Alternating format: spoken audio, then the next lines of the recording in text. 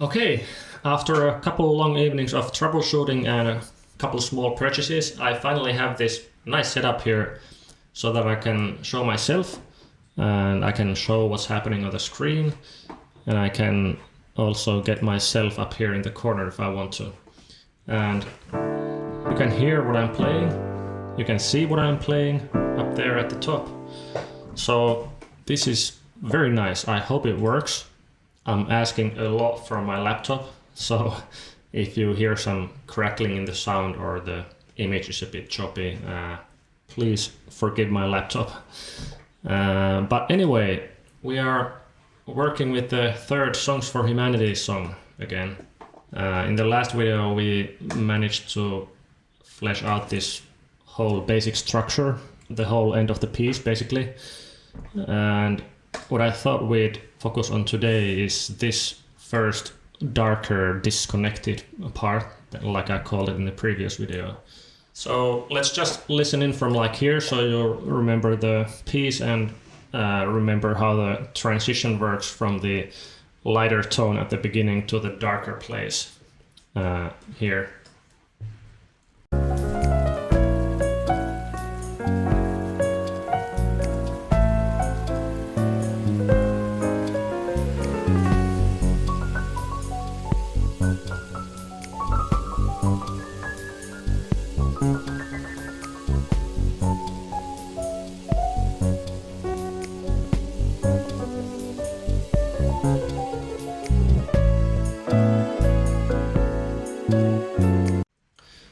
Okay, so as you heard, here starts a new lighter section.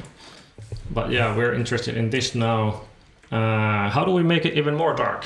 I want to make the contrast even bigger and expand on that grungy feeling of this section.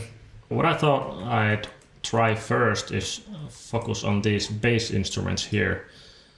What I have in the beginning is just a very basic electric bass.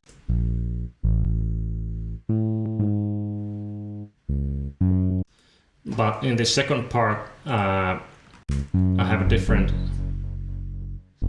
sound.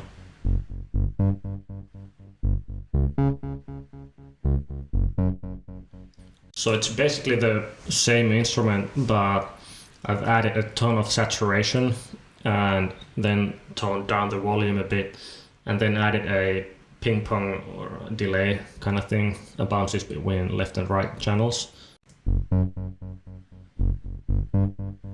And that makes for a very atmospheric and kind of dark vibe, but I think we can improve on that. Okay, so I've been playing around with this bass and I found a couple nice additions. So this is what it sounded like before those.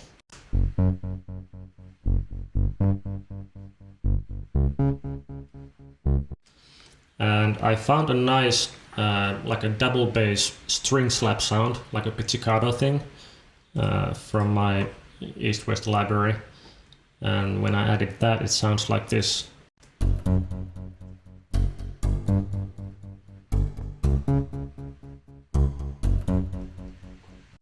And I had to turn it down quite a bit because it's very loud.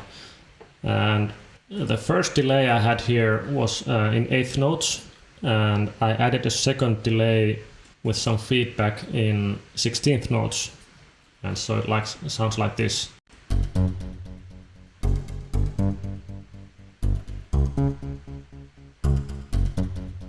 So I get this nice sound there, which I like. And then I also added just some basic reverb.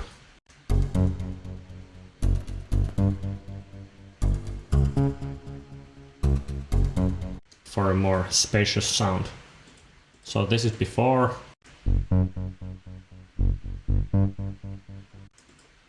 And after.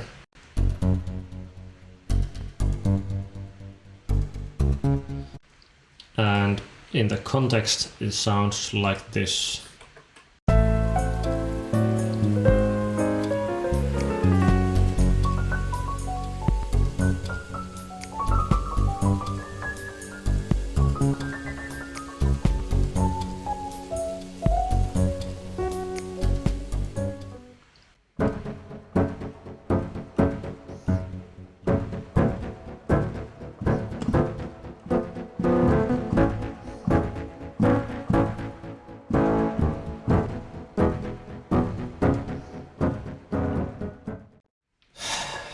By the way, I've been wondering why I get so much room noise in my voice. I've had to crank the microphone pretty high up. It turns out I've had the microphone facing the wrong way this whole time under this wind cover.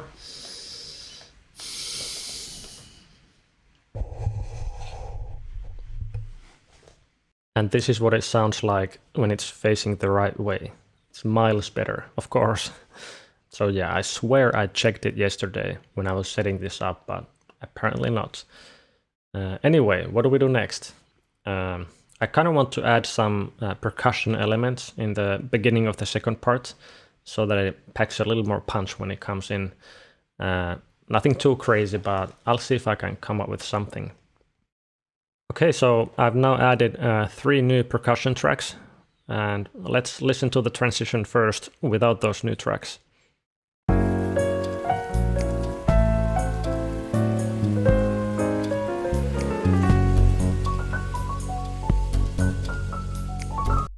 And then with the new tracks enabled.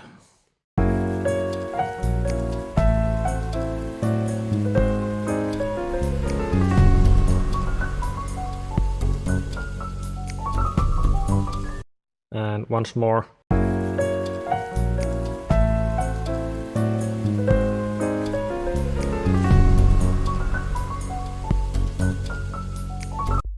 And let's break this down. I'll show you just these new tracks soloed.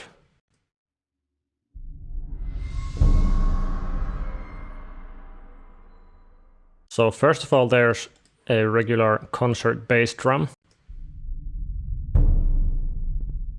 Sort of a soft little drum roll and then one hit with the bass.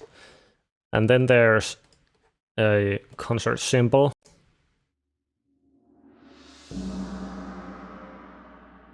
Again, a little pre-roll and then one hit when it drops. And then one of my favorites, a waterphone from the East-West collection again. I love this thing. There's just so many samples. You always find something interesting in there. And so combined they make this effect. Let's listen to it again.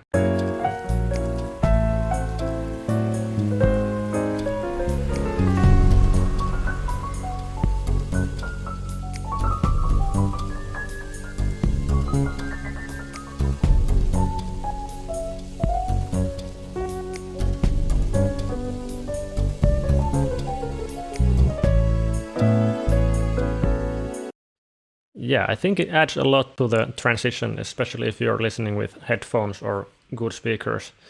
But it's subtle enough that it blends nicely there. And I'm actually running out of time for today, so I think we'll end this video here. But we'll continue working on this in the next videos. So thanks for watching, and I'll see you later.